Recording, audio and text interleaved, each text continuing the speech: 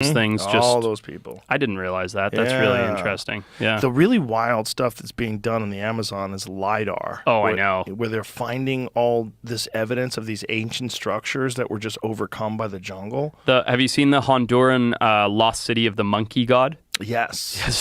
So great. Yeah. There's a legit full civilization in Honduras, like a bustling city that they found in Lidar 2 or 3 years ago, using Lidar 2 or 3 years ago. Just empty. Empty. Gone. But like a full-scale city, not like a village or a town, like tens of thousands. Yeah, look at that. Fucking wild. Yeah. But it totally makes sense, man, if you bring in smallpox. I mean, smallpox kills like 90% of the people that get it. Right. So it just fucking decimated the populations of these places where these European settlers made through. That's the whole story behind the lost city of Z, you know. I knew that the city went away and Percy went to look for it with his son and his son's friend, blah, blah, blah, blah. But I didn't realize that the idea that smallpox had wiped it out was the reason behind it. Well, the theory behind it is, and all sorts of diseases, not just smallpox, but that when the Europeans first came through and they first reported about these immense cities... They were there. Yeah, they were there. Yeah. And so then when people came back like 100 years later, they're like, this is bullshit. Right. Because the jungle would just overcome everything. And it can in so little time. It's crazy. The rate of growth, when the jungle's left alone is unbelievable. And then there's the weirdness that the jungle itself is actually man-made. Whoa, hold on. I don't know about this. You didn't know that? No, tell me. Yes. Most of the plants that are overwhelming the rainforest are from agriculture. From ancient civilizations. Yeah, I think it's like the ice cream bean tree and a bunch of other different trees. But these trees were all trees that had been grown. Yes, it is actually man-made. One of thousands of earthworks built by remarkable but little-known ancient societies. The Amazon, prior to the arrival of Europeans in the Americas in 1492, is commonly depicted as a pristine wilderness dotted with small, simple communities. Wow. The Amazon rainforest created. Click on that one. The supposedly pristine, untouched Amazon rainforest was actually shaped by humans. Over thousands of years, native people played a strong role in molding the ecology of this vast wilderness. So these trees that overwhelm the rainforest, they were planted. They're cultivated. Yeah, and then they just run amok. Interesting. Yeah, they're just really fertile, and the ground.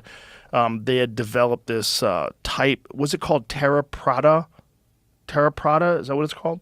They had developed a very specific type of soil that they actually, it's a soil that I know about this. Yeah. And we've been unable to replicate it. Exactly. Yes, I do know a bit about that. Yeah. But I guess the difference... Terra preta. Yeah, Terra preta.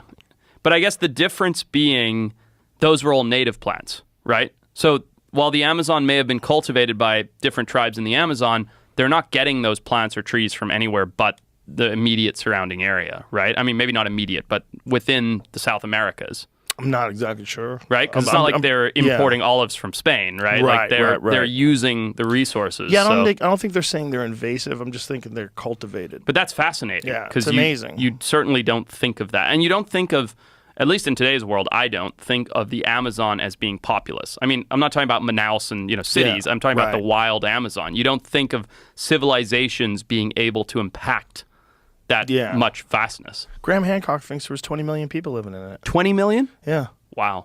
That's unbelievable. He thinks it was a vast society. Wow. It was filled with human beings and structures. And this is all being, like, they have only used Lidar in a very small percentage of the Amazon. Of course, yeah. And they're showing all sorts of structures and irrigation systems and grids that indicate cities and blocks. It's wild stuff, man. I mean, it sort of makes sense in the sense of the abundance of resources down there, right? It's easy to grow a population when you have so much natural resources. Everything that you plant grows. There's another side of that argument that I've heard paleontologists make, where like when things are too easy, people don't evolve, right? That's a different side of that coin. But if you think about it from like a logical standpoint of when things are easy, it's easy to increase your population. And, when you're not fighting for survival every day because there's coconuts and palm trees and blah, blah, blah, blah, blah, it's easy to reproduce and have more kids and grow a society versus when you're spending half of your life just trying to get by. That's an interesting argument that when things are easy that people don't grow or evolve. That seems weird to me because it would seem to me that once your resources were taken care of, once you have food and shelter, you have more time to think. So you have more time to make life convenient, more time to sell goods that would be valuable to people, more time to improve and innovate on those goods. But the argument is when things are too easy, you don't push the status quo. So because there are so many abundant resources, you have no need to develop tools and technologies that advance society.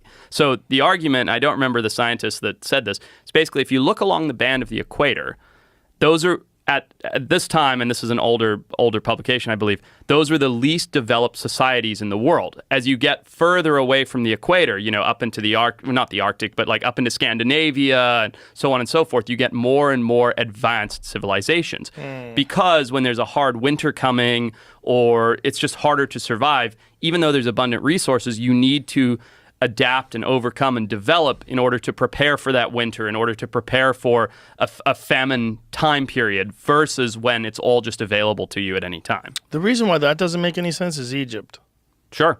Yeah. That doesn't make any sense because that's the absolutely most sophisticated culture pre what we understand of history. Yeah, true. But not on the equator. It is quite far from the equator. It is far from the equator, but it's also like very lush. Very. Like the Nile Valley, they think, 9,000 plus years ago was like extremely lush, which is one of the reasons why they were able to reach this high level of sophistication because they had access to resources. Which aligns with the idea that the Amazon had the same thing. Yeah. And I agree with you, by the way. I think that if you have an abundance of food and resources, you have a better ability to create. Yeah, that makes more sense to me, but I don't think they're mutually exclusive. I think both things could exist. I agree. Like you could have it too easy, or you could have it to the point where there's plenty of food to hunt and gather, and you see no need to move out of the hunter-gatherer stage. Sure. But then you could also see like super sophisticated societies that lived in that area, like they think the Amazon was. Right. Right. That they would innovate. Totally. Yeah. And it makes also, sense. you have a large population. Even if it's a small percentage of people innovating, it's gonna impact the great number of people. If you have enough people, there's going to be people that are creating, right? Yeah. There's no way there aren't. Yeah, and then people came through there with their coughed on everybody and fucking killed them off. And that's that. This is really wild, man. It's really wild if that is true. That how horrific that is, that they just basically reset everybody back to the Stone Age. And if you think about, has that happened before and will it happen again? Yeah. I remember distinctly thinking, well, at first, I think might have told you this story. When COVID hit, I was in Indonesia and I was like, this is stupid. It's like bird flu. It'll all be over in 10 days. And boy, was I